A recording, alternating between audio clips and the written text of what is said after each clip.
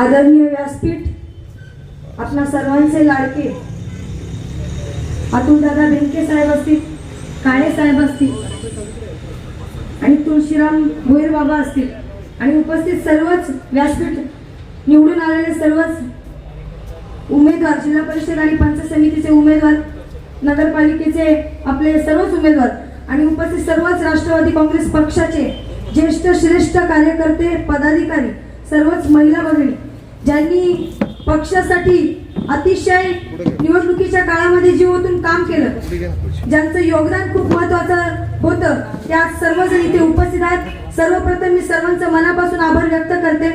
आणि आज निमित्त म्हणजे आज जिल्हा परिषद आणि पंचायत समिती, नगरपालिका या ज्या निवडणुका झाल्या त्यामध्ये ज्यांनी घवघवीत यश संपादन केलं त्यांना शुभेच्छा देण्यासाठी आणि आपणा सर्वांचे प्रेरणास्थान ज्यांनी आपल्याला नेहमी बापासारखा जीव लावला ते आपल्या सर्वांचे लाडके वल्लभ साहेब बेनके साहेब असतील।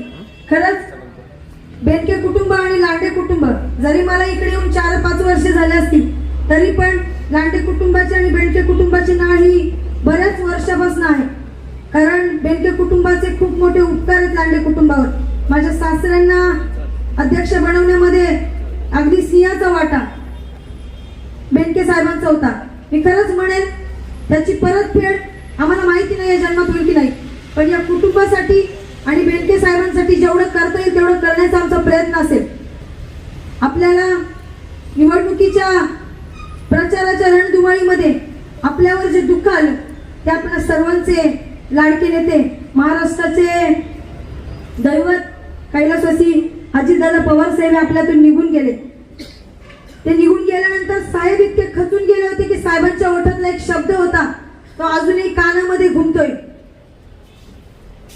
आता मी शेवटची निवडणूक लढणार। मनाला इतकं अस्वस्थ वाटलं साहेब की आम्ही साहेबांना गमावलं, आम्हाला तुम्हाला गमवायचं नाहीये। कारण तुम्ही साहेब गेल्यानंतर तुमचा हात फक्त आमच्या पाठीवर राहणार आहे। कारण पुढचा आपण बोलतो आपल्या बापाचा हात आपल्या पाठीवर न गेला की अख्खं घर पोर खाऊन जातो, पण घराच्या भिंती कोसळल्या म्हणून खचून जायचं नसतं। वादळामध्ये घर आपलं कोलमडून गेलं, तुटून गेलं, पण आता जी इथे माणसं उभी आहेत हे घर फक्त माणसांनी पुन्हा उभं राहतं आणि 2029 ला असा महाल उभा करायचंय की ते महाल किती वादळ आलं तरी तुटलं नाही पाहिजे। माझ्या सर्वच मतदार बंधूंचं, भगिनींचं मी मनापासून आभार व्यक्त करते।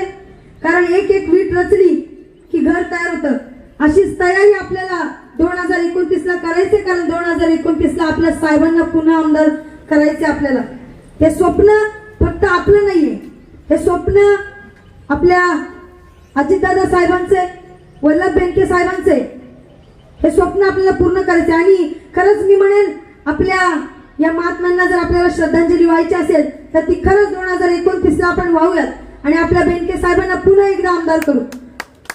अधिक न बोलता मला इथे बोलण्याची संधी दिली त्याबद्दल मी सर्वांचा मनापासून आभार व्यक्त करते। आणि साहेबांना मी शब्द देते, साहेब प्रगती झाली तर घड्याळातून होणार आणि माती झाली तर घड्याळातच होणार। एवढं शब्द बोलते आणि थांबते। जय हिंद, जय महाराष्ट्र, जय राष्ट्रवादी।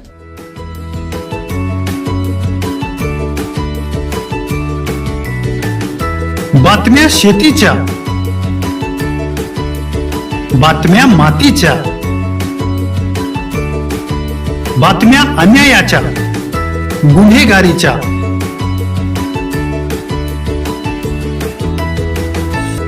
राजकारणाच्या आणि समाजकारणाच्या,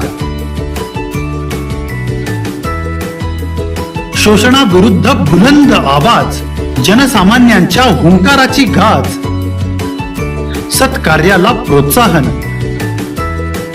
दुष्कृत्याला अनुशासन, निर्भीड, निस्पृह, सडेतोड, बेधडक आणि रोखठोक म्हणजेच विघ्नहर टाइम्स। शोध बातमीचा, ध्यास सत्याचा। आपलं चॅनल, आपली बातमी। सबस्क्राईब तर कराच, पण बेल आयकॉनवर क्लिक करायलाही विसरू नका।